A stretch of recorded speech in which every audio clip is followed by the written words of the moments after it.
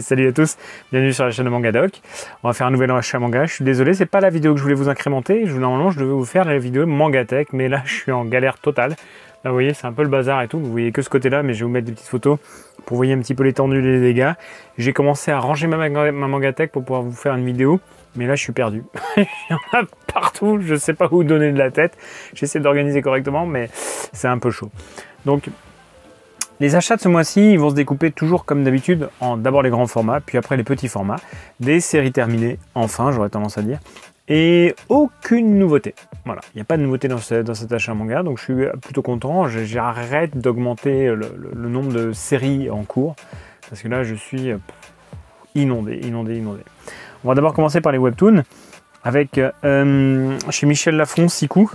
Voilà, et alors il y en a deux, je voulais vous présenter parce que je trouvais qu'il y avait une ligne éditoriale qui se facilitait un petit peu la tâche, avec Killer Peter et puis High School Mercenary volume 6. Donc ça, c'est des séries qui sont disponibles gratuitement sur Webtoon, que je vous engage à lire d'abord sur la plateforme avant d'acheter les Webtoons en question.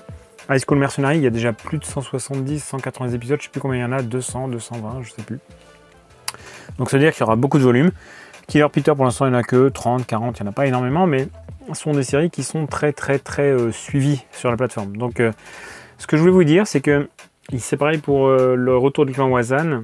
J'en ai pas là sous l'œil, si j'en ai un plus bas, mais il y a une certaine uniformité dans la présentation des séries. Du coup, après, quand elles seront toutes dans la bibliothèque, ça pourrait être pas mal.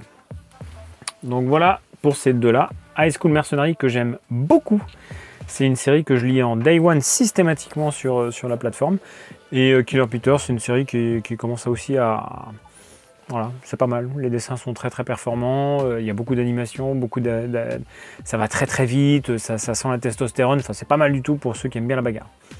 Une série que j'aime beaucoup aussi, qui est disponible gratuitement sur la plateforme de Webtoon, c'est Lecteur Omniscient. Donc Lecteur Omniscient sur la plateforme de Webtoon et Omniscient View, Reader's Viewpoint sur Pika.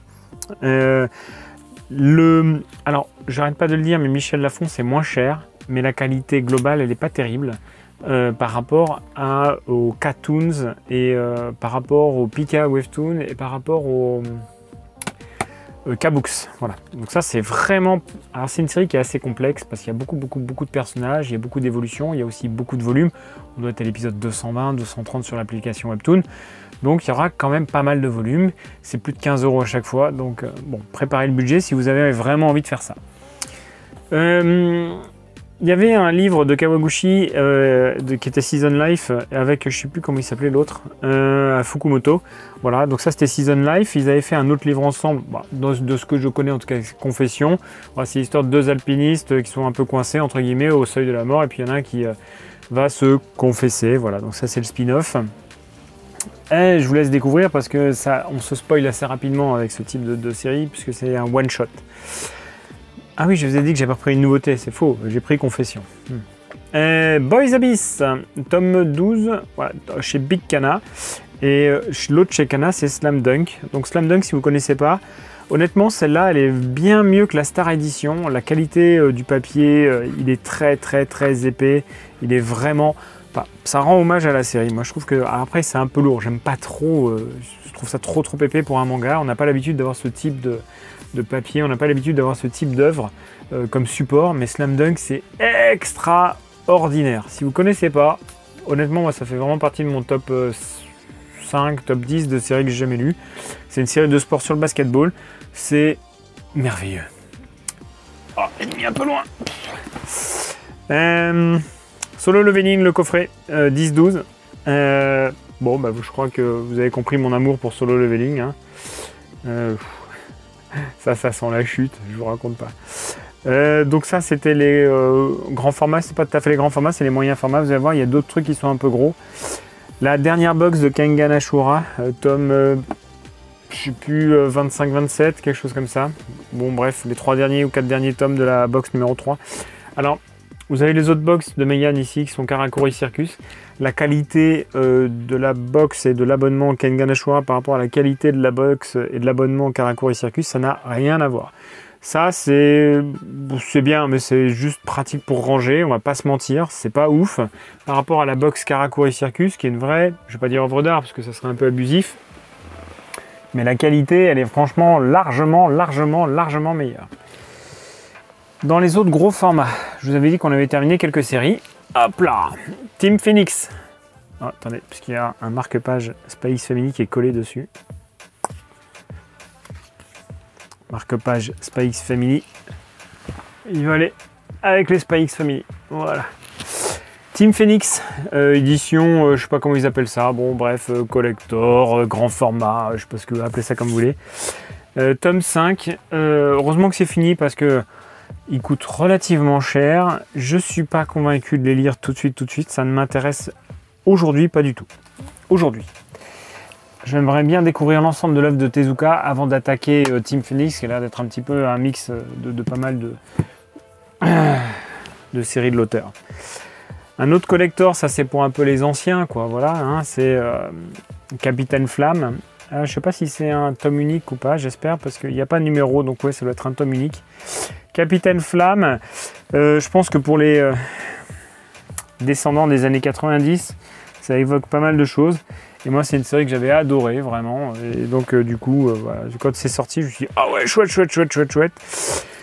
Un autre truc pour les passionnés, JoJo's. Donc, c'est le magazine, JoJo Magazine. Alors, moi, je suis pas un grand fan de JoJo, hein, je vous dis, parce que j'ai lu la première saison. Je n'ai lu que le début de la première saison. Et honnêtement, ça m'a vraiment fatigué. J'ai pas trouvé mon intérêt quand je lisais cette série. Après, ça reste le début d'une saison et ça date des années 80-90. Donc le graphisme, vous savez, c'est encore l'époque où, comme les Ken le survivant à l'époque, enfin au Kutono Ken, vous preniez la page blanche, vous preniez l'encre, vous jetez l'encre, un peu de Tipex pour faire du blanc, et puis ça y est, vous aviez votre page, quoi. Voilà, les vieux JoJo, c'est un peu comme ça. Il y a énormément de peinture, énormément de couleurs. En tout cas, il n'y a pas de peinture, mais énormément de couleurs. Et le blanc n'est là que pour faire quelques petits dessins et que vous sachiez à peu près où il y a des visages, quoi. On va passer dans les petits formats maintenant, chez Glénat, avec Sakamoto Days, tome 15. Donc je commence à avoir 3-4 tomes de retard. Je vais attendre d'en avoir 5 pour attaquer ma lecture. Une autre, exactement pareil, Shangri-La Frontière. Je dois avoir 3 tomes de retard. Je vais attendre. Alors là, pour le coup, autant Sakamoto Days, ça me transcende pas de ouf, ça fait passer le temps, mais c'est pas une série, je vais pas l'emporter sur une île déserte, quoi. Autant Shangri-La Frontière, c'est un bon petit divertissement. Ça, c'est un petit bonbon, quoi. C'est assez agréable pour les joueurs de jeux vidéo comme je suis, hein, ou comme je l'ai été, parce que là maintenant j'ai plus le temps. Mais j'ai passé des heures, des nuits entières à jouer aux jeux vidéo, à Guild Wars notamment, entre autres, en plus, les Elder Scrolls, les Morrowind, enfin tous ces, les Duke Nukem, les Doom, enfin bon, tous ces jeux-là, quoi.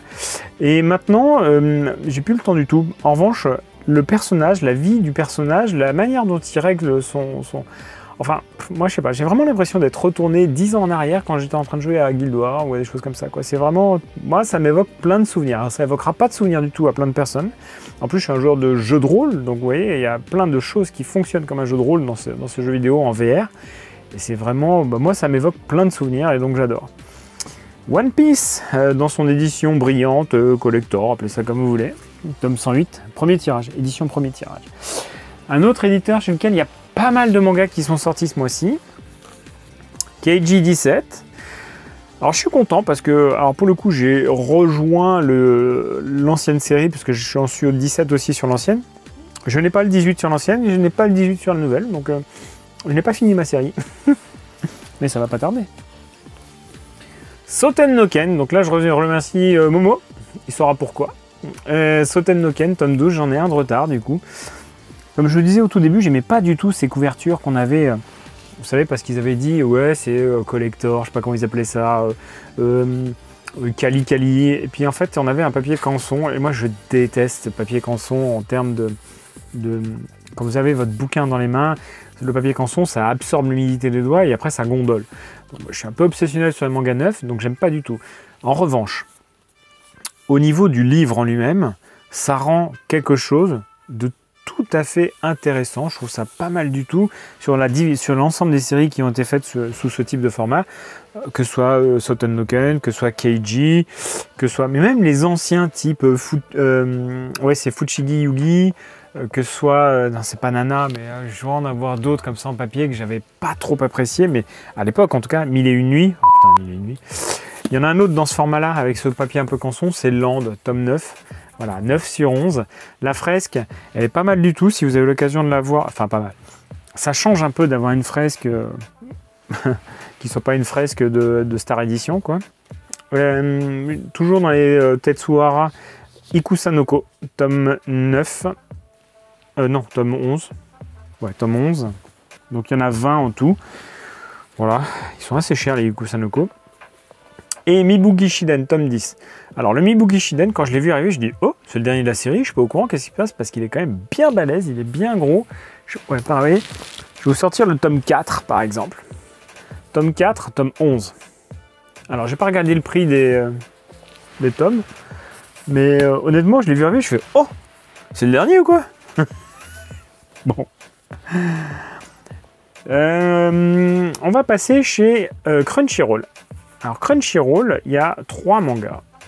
Il y a Dan Dan, tome 14. Donc là, j'en ai 1, 2, 3, 4 de retard. Je vais attendre d'avoir le tome 15. Quand j'aurai le tome 15, je vais faire... Ah oui, certains se posaient la question de savoir pourquoi est-ce que je lisais 5 par 5, ou plutôt j'en attendais d'en avoir 5. À chaque fois qu'un tome sort, je relis celui d'avant. Donc comme j'en ai un peu marre avec la palle que j'ai qui est énorme, et ben j'en attends d'avoir 5, comme ça je relis qu'une seule fois le tome d'avant pour terminer les 5. Yakuza Réincarnation, c'est pareil, j'en suis au tome 11, donc j'en ai 3 de retard maintenant, ou 2 de retard, je sais plus, mais Yakuza Réincarnation, il faut absolument que je relise celui d'avant. Autant Dan Dan, je me souviens à peu près, mais alors Yakuza Réincarnation, c'est pas un mauvais manga, c'est un manga qui passe le temps, mais encore une fois, c'est pas un manga que je vais prendre sur une île déserte. Hein. Chainsaw Man, je n'ai pas du tout commencé la 2e saison. Tome 17, Chainsaw Man dans son coffret Crunchyroll. Chez Delcourt, alors il y en a 2 chez Delcourt. HX0, tome 11, ouais c'est bon. Bon, normalement ça devrait aller, mais on sait jamais, hein, voilà. On sait pas quels sont les algorithmes de YouTube. Je n'ai pas envie de me faire ban pour quelque chose qui est caché. Et Infection, tome 22. Alors j'ai quelques trous dans Infection, je m'en suis aperçu parce que j'ai commencé à regarder un petit peu la série. J'ai pas mal de trous, donc il va falloir que je compense ça. On va chez l'autre éditeur où il y en a le plus après Pika comme d'habitude, vous allez voir. On va chez Kurokawa. Arslan. Pour ceux qui ne connaissent pas Arslan, donc c'est dessiné par Arakawa, celle qui a fait Full Metal Alchemist, qui a fait Tsugai, qui a fait... là comme ça, je sais plus. Si Tales quelque chose, je sais plus quoi, Hero Tales ou un truc comme ça. Arslan, c'est vraiment sympa, c'est une série un peu médiévale fantastique, un peu dans le même type de monde que Full Metal Alchemist. Avec, ah oui, Silver Spoon, voilà, Silver Spoon c'est top, hein. Si vous avez l'occasion de voir Silver Spoon, c'est assez marrant. Donc c'est un peu médiéval fantastique, et c'est l'histoire d'un prince déchu, entre guillemets, on va dire ça comme ça. Il y a une guerre entre 2 territoires avec un roi, et lui, Arslan, bon il n'est pas sur cette couverture, mais Arslan c'est le fils du roi. En fait, ils perdent la guerre, et lui il doit s'évader avec quelques généraux, et il va essayer de regagner son territoire. Enfin là je vous le fais en extrêmement réduit, quoi, hein. C'est un résumé de chez résumé, c'est le résumé du résumé d'ailleurs. Il y a dans cette série énormément de tactique, il y a énormément ce côté préparation de guerre, ce côté voilà, entraînement, ce côté pas que fight, ce côté entraînement, et vous avez tout le parcours initiatique d'un jeune roi qui est faible, parce que Arslan il est faible, dans le premier tome c'est vraiment un faible, et il va progresser petit à petit au fur et à mesure des tomes, il va s'entourer d'un cortège de... Je ne vais pas arrêter de dire des héros, mais il va s'entourer d'un cortège de personnages qui vont le faire progresser. Et puis ce petit timide, il va progressivement prendre sa place de fils de roi, quoi. Arslan, c'est top. Moi, j'aime beaucoup. Alors là, pour le coup, j'ai beaucoup de tomes de retard. Je dois être au 12, un truc comme ça. Donc là, on est au 20. Hop. Hippo. Bon, là, c'est le 27 de la saison 6. Hein, on doit être au 130 ou je sais pas combien. 136, voilà. C'est le tome 136. Si vous commencez Hippo, prévoyez le budget. Hein. On parlait de Arslan juste avant et de Arakawa, et là vous avez Tsugai de Arakawa. Alors je n'ai pas commencé Tsugai, je sais pas. Je peux pas vous dire. C'était le tome 5. Une série à pas mettre entre toutes les mains, c'est écrit quand même, c'est public averti. Je suis pas sûr que ce soit écrit public averti sur toutes les tomes précédents, il faudrait que je vérifie. Parce que j'avais vu des trucs assez moches dans les premiers tomes. Assez moches. Hein. Donc, bon. Après, c'est un auteur qui est toujours assez moche. Quand il avait fait Akamega Kill... Akamega Kill... bon, bah, voilà, je vais vous mettre une petite photo, je sais plus comment ça s'appelle. Ouais, bon, je vais trouver, c'est pas grave. Eh ben, il y avait quand même des trucs, voilà, où le héros est pas forcément... celui que vous suivez n'est pas forcément le héros du livre. Ouais. Bon, là, c'est pas le cas dans Kaijin Rejo. Le héros, c'est le héros. Mais dans Akamega Kill, je sais plus comment ça s'appelle, mais bon, vous voyez ce que je veux dire. Le héros n'est pas le héros, et du coup, il y a des trucs qui se passent, on comprend pas tout, quoi. C'est une vision troisième personnage racontée, enfin, c'est une histoire racontée en vision troisième personnage à travers les yeux d'un héros qui n'est pas le héros. Mais c'était pas mal. Et alors là, c'était un manga beefsteak, hein, c'était Charal l'auteur. Franchement, à tous les tomes, ça découpait. Et les personnages principaux, vous en connaissiez plein au début, et à la fin, il en reste... Spy X Family, tome 13, l'édition collector. Merci Momo. On passe chez d'autres éditeurs, où il n'y en a qu'un seul à chaque fois, donc on va pas trop traîner. Komiku, King of Ants, tome 18. Alors Komiku, je rappelle, c'est une petite maison d'édition. Si vous êtes intéressé par certaines séries de Komiku, prenez-les rapidement, parce qu'il y a un moment, il n'y a pas de réédition chez Komiku. Sauf là, Chef Nobunaga, mais c'est exceptionnel. Kamisama Opération Divine chez Shiba Edition. Shiba Edition, petite maison d'édition belge, très sympathique au demeurant. Voilà. Chez Vega, Holy Land de Kujimori, tome 9. Kiun, Jujutsu Kaisen, tome 25. Alors, Jujutsu, ça avance aussi. Alors, j'en ai un peu marre de ces coffrets. C'est pas le contenu, mais quand vous avez le coffret qui est dans l'arme, vous savez, qui est dans le truc, hein, ça casse un peu le graphisme global des séries. Chez Nobinomi, Oremiya, tome 17, dernier tome. Voilà. C'est une petite comédie romantique, Oremiya, c'est assez sympathique. Hop là. 3 autres éditeurs. Chez Doki Doki, The Cave King, le fils du roi qui est exilé sur une île parce qu'il n'a aucun pouvoir. Il est muni d'une pioche sur une île déserte et il commence à piocher. Il s'aperçoit qu'il a un pouvoir, c'est piocher. Voilà, c'est un piocheur de génie. The Cave King, voilà, c'est un créateur de souterrains. C'est le roi des créateurs souterrains, quoi. Alors les 2 premiers tomes. La première fois que j'ai lu le premier tome, je me dis, oh, c'est sympa et tout, ça déroule bien. Bon, non, les 3 premiers tomes. Les 2 premiers tomes, tac, on les enchaîne, fait, ouais, ça déroule bien et tout, c'est pas mal. Je les ai relus une deuxième fois, je sais plus pourquoi. J'ai trouvé ça très gnangnan. Bon, après, c'est pas grave, c'est fait pour passer le temps. Kana, Undead Unluck, tome 19. Et enfin, Trépide, de chez Luna. Voilà, Clair de Lune, hein, anciennement Clair de Lune. C'est un Björnsson, ou c'est un non, c'est un Hara. C'est un Tetsuhara, donc avec, je vous mettrai les petites planches avec des petites images. Vous reconnaissez le style graphique.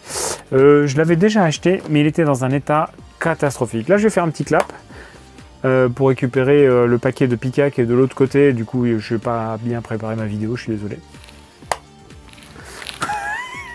On fait de la magie sur YouTube.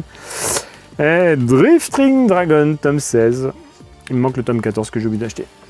Petite série sur des chasseurs de dragons. C'est une série culinaire, hein, voilà, en gros. Ces gens, ils chassent des dragons et ils mangent des dragons. Voilà. L'atelier des sorciers, tome 13. Alors, on remarquera qu'il est blanc, comme ceux qui sont non collector. Je ne sais pas s'il y a un problème. Normalement, il y a une double... Il faudrait que je vérifie, voir s'il n'y a pas un problème d'édition, parce que pour moi, elle est noire, l'atelier des sorciers, tome 13. Donc, il faudrait que je vérifie que ce ne soit pas un problème d'impression. Le collector de Versus de chez Pika. Alors Pika, voilà, ce sont les professionnels des trucs qui vous mettent dans la mouise. Il y a, alors je lis, hein, un pack mystère, une jaquette réversible parmi 13 aléatoires. Donc il y a 13 jaquettes aléatoires de ce manga qui sont cachées en dessous du truc. Ce qui fait que quand vous avez un pack collector, il y a une chance sur 13 d'avoir une jaquette. Hiroki Endo, MMA tome 12. Alors elle est assez stylée la série,